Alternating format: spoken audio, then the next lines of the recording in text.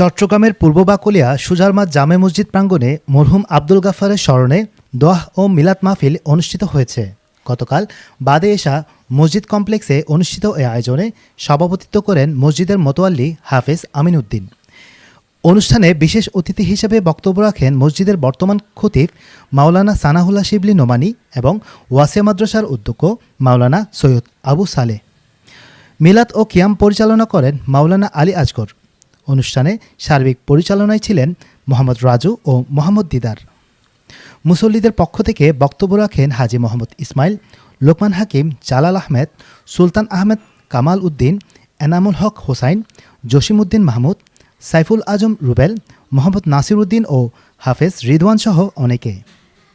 এছাড়াও মরহুমের দুই সন্তান মোহাম্মদ কামাল ও মোহাম্মদ ইমরান তাদের বাবার স্মৃতিচারণা করেন। শেষে মরহুমের আত্মার মাগফিরাত কামনায় মোনাজাত পরিচালনা করেন মসজিদের সাবেক পেশ ইমাম হাফেজ মোহাম্মদ।